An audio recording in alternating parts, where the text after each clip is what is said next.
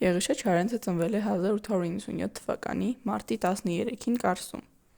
Չարենցի հայրը Աբգար աղան ու մայրը Թեղքի Միրզոյանը ունեին 4 որդի ու 3 դուստր։ Չարենցի հայրը առևտրական էր։ Կարսում ուներ խանութ ու զբաղվում էր գորգերի առևտրով։ Նա խիստ ու աստվածավախ մարդ էր։ Եղել էր Երուսաղեմում, որի համար նրան կոչում էին նաև Հաջի։ Չարենցը սովորում է Կարսի հայկական դպրոցում, ապա ռուսական ռեալական ուսումնարանում։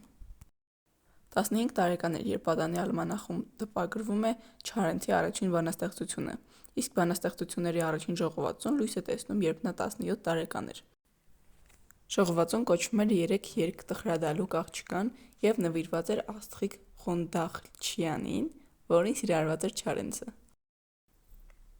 1915 թվականին ստեղծվում են հայկական կամավորական առաջին ջոկատները։ Չարենցը զինվորագրվում է ու մասնակցում մի շարք մարտական գործողությունների, հասնելով մինչև Վան։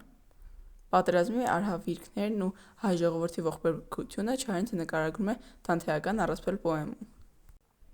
1916 թվականի վերջերին Չարենցը մեկնում է Մոսկվա, դառնալով Շանյևսկու համալսարանի ազատունկնդիր։ Այնտեղ ոգևորությամբ է ընդունում 1917 թվականի հոկտեմբերյան հեղափոխությունը, գրում է այդ թեմայով ստեղծագործություններ։ Վերադառնալով հայրենիք ուսուցչություն է անում Կարսի գյուղերից մեկում։ 1919 թվականին կրթության ու արվեստի նախարար Նիկոլ Աղբալյանը Չարենցի մասին դասախոսություն է կարդում, ինչից հետո Չարենցի անունը միանգամից հայտնի է դառնում։ Նա գալիս է Երևան, 24 տարեկանում Չարենցը ամուսնանում է Արփենիկ Տեր Աստվածատրյանի հետ։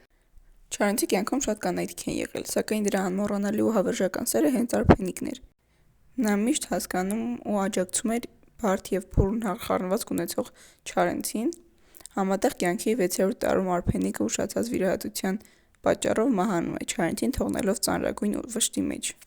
Չարենցը ժամանակի ամենազարգացած կարդացած մարդկանցից էր։ Նրա շնորհիվ հայ գրականությունը քայլեց համաշխարհային գրականությանը համընթաց։ Արփենիկի մահվանից մի քանի տարի անց Չարենցն ամուսնանում է Իզաբելլայի հետ։ Շուտով ծնվում են դուստրերը՝ Արփիկը ու Անահիտը։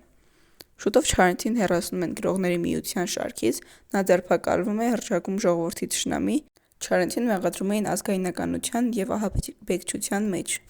Չարենցը բանտից Իզաբելլային գրում է. «Ամուր եղիր հարազատս, եթե նույնիսկ փողոց գցեն, չէ որ միայն մենք չենք տառապում, այլ շատ շատերը»։